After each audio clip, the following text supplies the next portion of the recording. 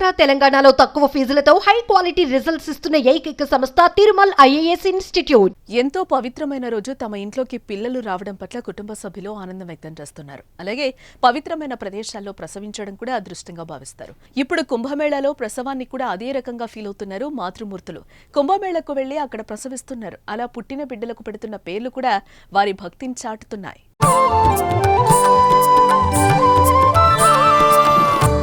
ఉత్తరప్రదేశ్లోని ప్రయాగ్రాజ్లో 144 ఏళ్ల తర్వాత జరుగుతున్న కుంభమేళ భారతీయ ధార్మిక సంప్రదాయాలకు మహత్యం కలిగిన ఉత్సవంగా నిలుస్తోంది. ఈ ఉత్సవం భక్తులకు ఆధ్యాత్మిక శాంతిని, విశ్రాంతిని ఇవ్వడమే కాకుండా వారు తమ పాపాల నుంచే విముక్తి పొందుతారనే విశ్వాసాన్ని కూడా కలిగిస్తోంది. దీంతో దేశంలోని దారులన్నీ కుంభమేళా వైపు వెళ్తున్నాయి. కోట్లాది మంది తరలివచ్చి త్రివేణి సంగమంలో స్నానాన్ని ఆచరిస్తున్నారు. గర్భిణీలు కూడా ప్రయాగ్రాజ్ రాగా వారిలో కొంతమందికి అక్కడే ప్రసవం అవుతోంది.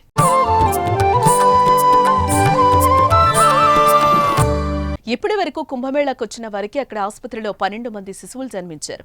అవన్నీ సాధారణ ప్రసవాలే కావడం మరో విశేషం. ఈ 12 డెలివరీల్లో పలువురు మగ, ఆడ శిశువులు జన్మనిచ్చారు.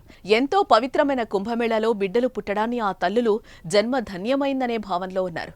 వారి పేర్లలో తమ భక్తిని చాటుకుంటున్నారు.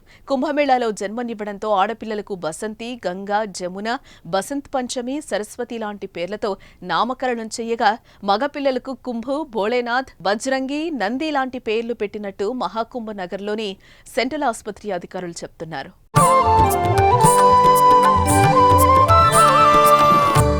గతేడాది అయోధ్యలోని శ్రీరాముడి విగ్రహ ప్రాణప్రతిష్ఠ మహోత్సవం జరిగిన వేళ కూడా పలువురు గర్భిణీలకు ప్రసవాల కోసం పరితపించారు. కొందరు శ్రీరాముడి విగ్రహ ప్రాణప్రతిష్ఠ శుభముహూర్తంలో జన్మించారని వైద్యులను ముందుగా సంప్రదించి మరీ సిజేరియన్ ఆపరేషన్లు చేయించుకున్నారు. దేశవ్యాప్తంగా వందల మంది ఇలా పవిత్రమైన రోజున తమ ఇంట్లోకి పిల్లలను ఆహ్వానించి ఆనందం వ్యక్తం చేశారు. వారికి పేర్లలో కూడా రాముడు, సీత ఉన్నట్లుగా చూసుకున్నారు. అదే తరహాలో కుంభమేళాలో జరగకపోయినా కొందరు మాత్రం ప్రయాగ్రాజ్ వేదికగా తమ బిడ్డ పుట్టాలని భావించి పురుడు పోసుకుంటున్నారు.